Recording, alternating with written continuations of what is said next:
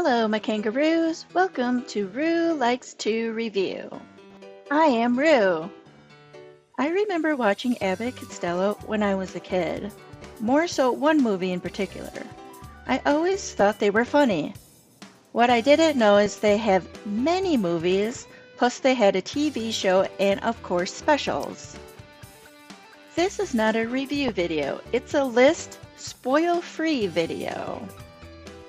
I am only going to talk about the movies. I did not see them in order.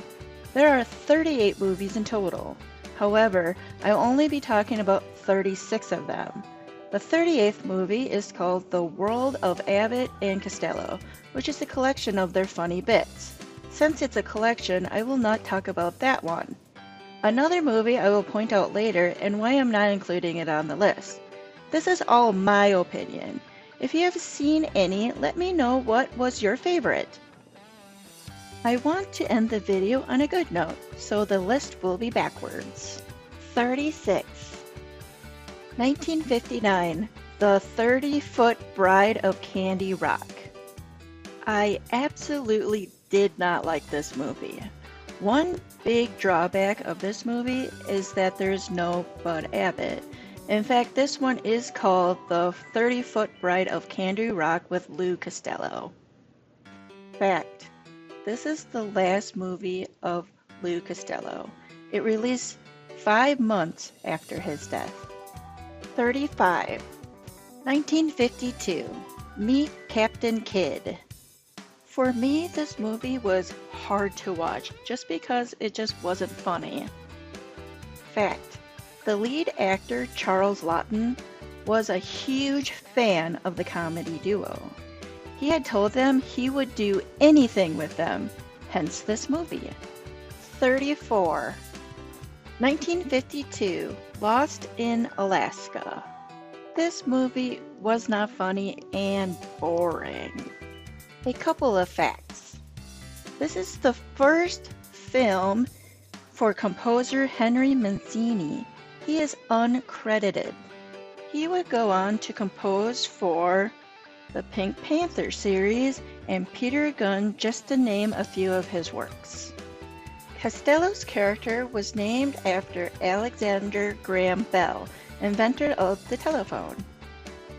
Abbott's character is after Bell's assistant Thomas Watson. 33. 1945, Here Comes the Coeds. This movie just didn't have enough of the duo. It had too much story and not enough silly fun. Fact: Bill Stern, sports announcer, was the first person to telecast a baseball game. 32. 1945, Abbott and Costello in Hollywood. What I don't like about this movie is there's so much singing. I normally like singing in movies, but when it distracts from the storyline, I don't like it. And that is what happened in this movie. Lucille Ball makes an appearance in this movie. 31. 1949, Africa Screams. This is the first movie I saw in color. Fact: Clyde Beatty was a famous animal trainer and hunter. He provided all the animals for this movie. 30. 1956, Dance With Me, Henry. In 1957, Abbott and Costello officially broke up, which really reflects in this movie. Even though it's 1956, this movie is very disjointed from the rest of the movies. This movie is also the last movie they do together. I recognized this actress right away in this movie. It's Mary Wicks. She plays in my favorite Christmas movie, White Christmas. But we will see her again in a better Abbott and Costello movie. 29. 1947, The Wistful Widow of Wagon Gap. The reason why I didn't like this movie is because the widow that hounds Abbott and Costello throughout the movie becomes very annoying very quickly. If you can't tell by the cover, this movie is a Western. Fact: Costello's father died during the production of this movie.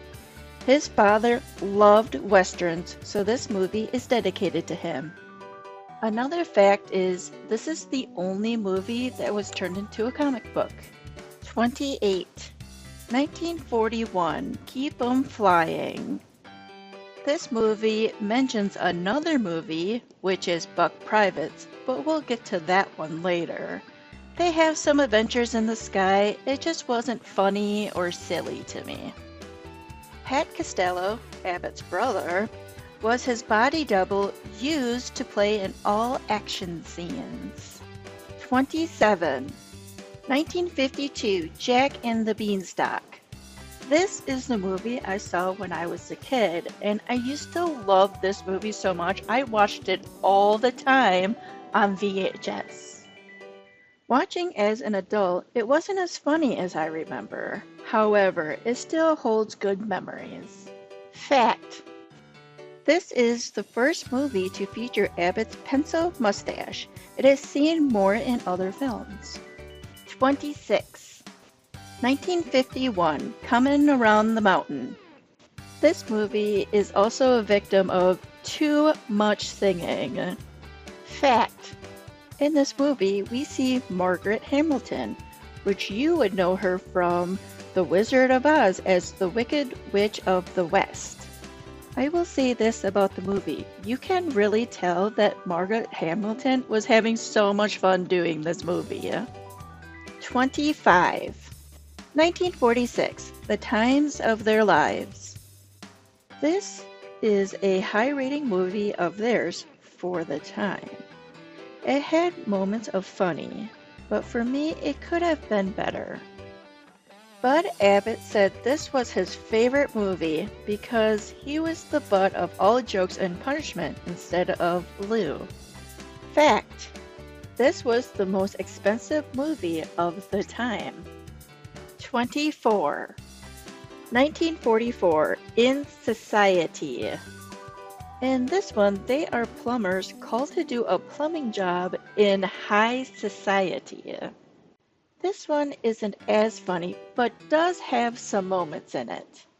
Fact: Abbott and Costello were in a contract dispute with Universal Studios.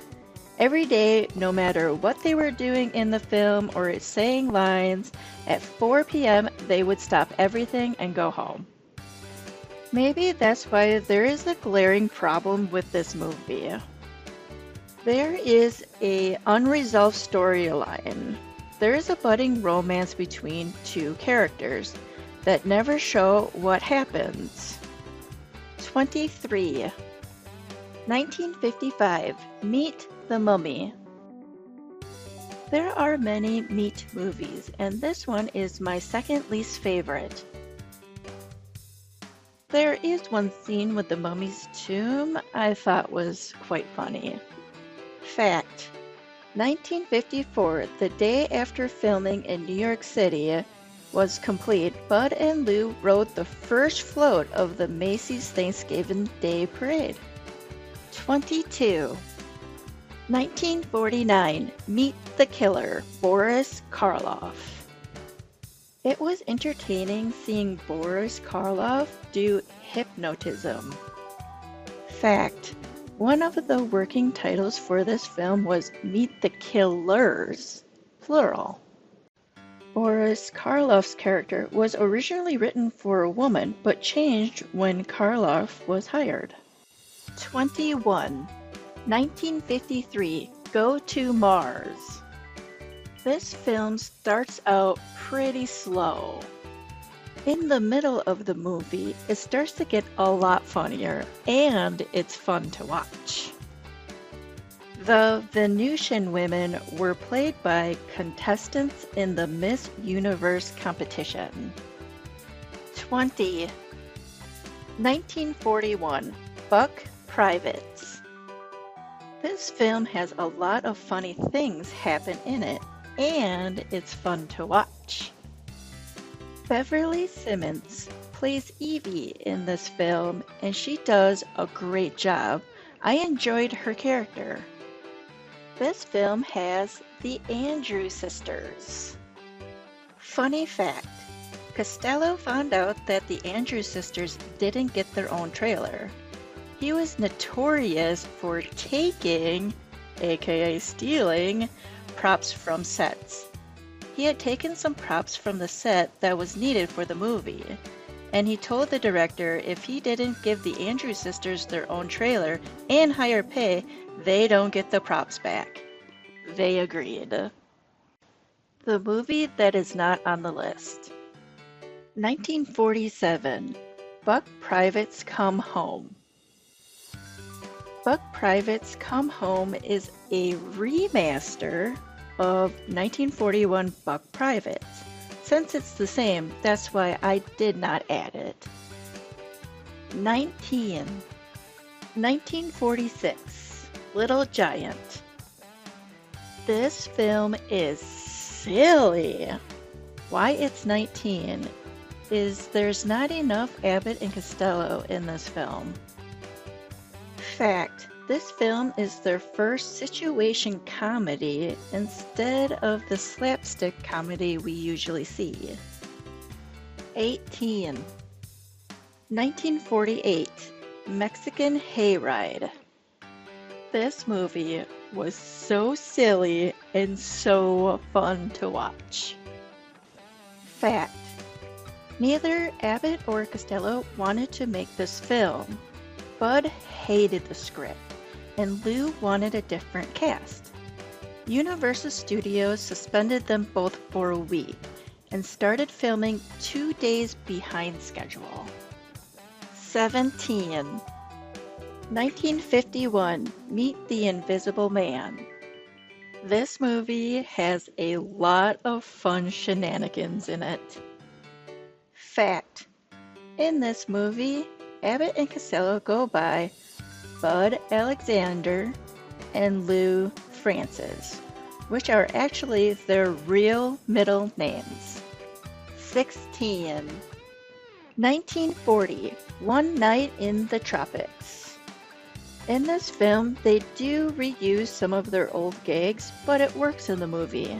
The downside of this movie, it takes 20 minutes before the duo shows up. This one scene in the movie with the money made me laugh a lot. Fact, during this time, the duo were radio stars. Therefore, their voices were heard before seeing them in this film. 15. 1942, Pardon My Sarong. This movie had me laughing right when it first started. This film has a great dance scene in it. I may have watched the dancing part more than once. Fact, Hans Schumm, who has made a career playing Nazis, in this film is no exception. However, this was his first comedy film and chase scene. He even got hit in the head with a coconut. 14. 1953, Meet Dr. Jekyll and Mr. Hyde. This film was entertaining through the whole thing. I had so much fun watching this, and Boris Karloff plays Dr. Jekyll in this one, and the duo and Boris Karloff play so well off each other. Craig Stevens, who is famous for Peter Gunn, is in this film. Fact, Boris Karloff and Eddie Parker, who played Mr. Hyde, they would switch roles sometimes to see if audience would catch on. You can say everyone had fun with this film. 13. 1942, Rio Rita. I'm going to geek out on this one, just an FYI. This film has so much good singing in it, and it does not distract from the storyline. This is John Carroll. He plays Ricardo in this film. John Carroll, I know him from the movie 1957 Decision at Sundown, with one of my favorite cowboy actors, Randolph Scott. I didn't know that John Carroll could sing, and wow, he can sing! He was so great in this movie. Okay, I am done geeking out about it. This happens towards the end of the film, and it really does look like John Carroll really fell. Fact. Katherine Grayson's dress she wears in party scenes was the same dress worn by Judy Garland in 1940 Little Nellie Kelly. Even though they are the same dress, there is, of course, a difference with Judy Garland having the black bow around instead of the white bow. 12. 1943. It Ain't Hay. This film was the hardest film to find. I could not find it anywhere or rent it anywhere. The only copy I found was here on YouTube, and it was not the greatest copy. Fact. This film was considered a lost film, even though it really wasn't lost, but lost for many years due to legal issues with the estate they filmed on. This film has this famous horse actor. His name was Highland Dale. If you would like to know more about Highland Dale, you can visit my sister's YouTube channel, Of Course a Horse. She did a whole video on him. I'll have a link down below. 11. 1943, Hit the Ice. This one has a lot of gangsters and just silliness. It was just so funny. Fact.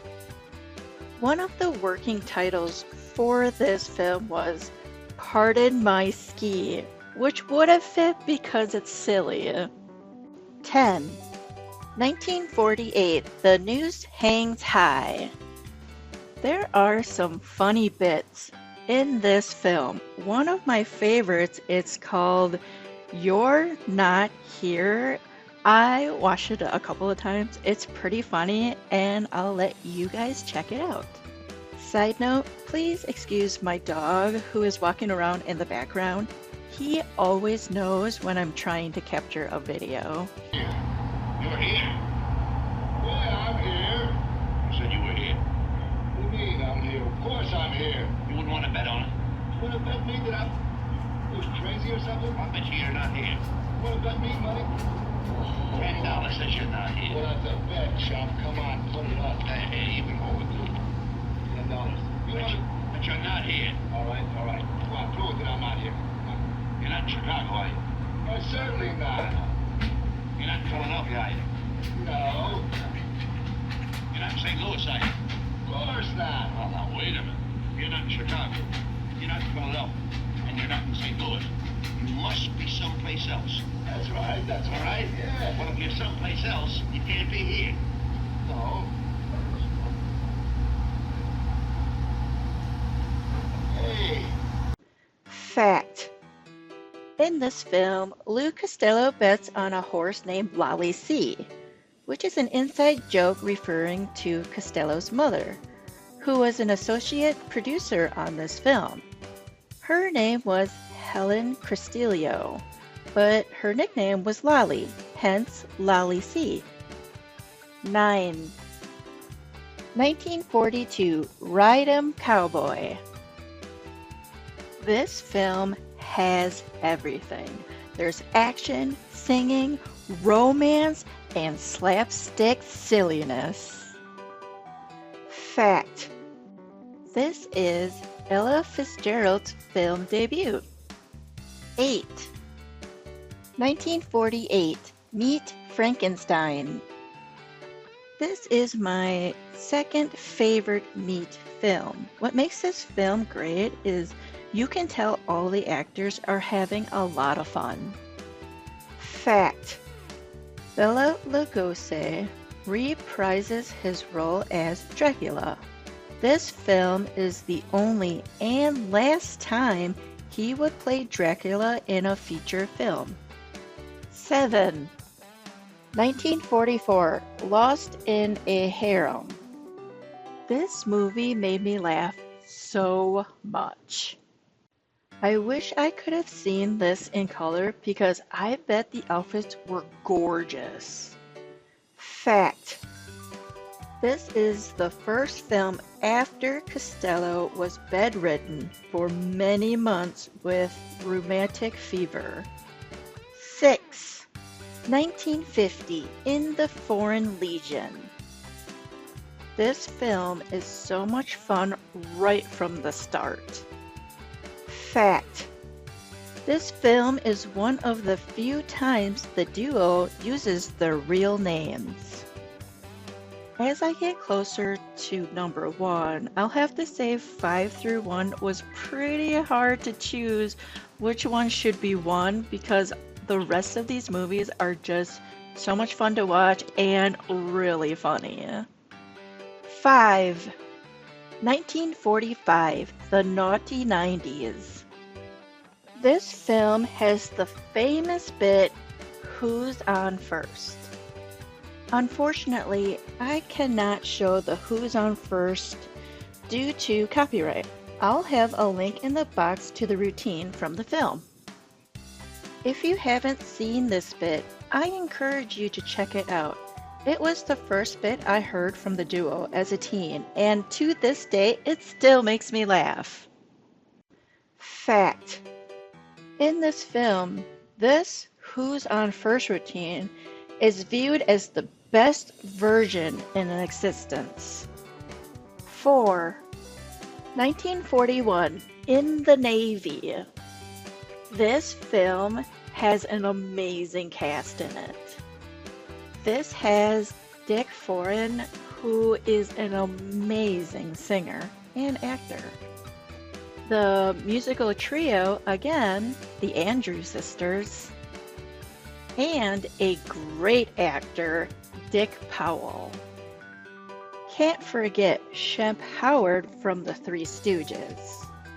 Fact: remember earlier I said Costello liked to steal props from the films? In this film, they used a lot of miniatures, and Costello stole a miniature battleship and put it in his own pool at home. Another fact about a film that's coming up soon, Hold That Ghost, was filmed before this movie but wasn't released till after the Navy because the public wanted to see service films. 3. 1955, Meet the Keystone Cops.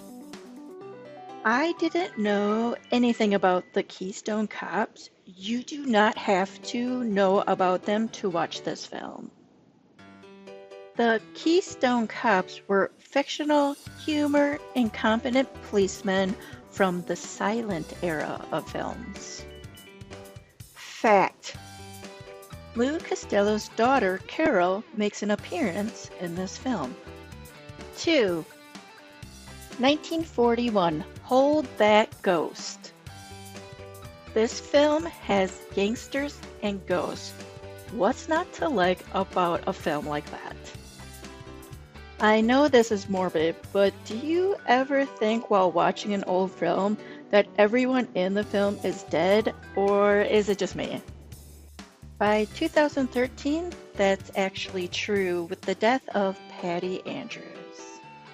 Fact: Costello plays a man who can't drive, but in reality, Abbott couldn't drive till 1946.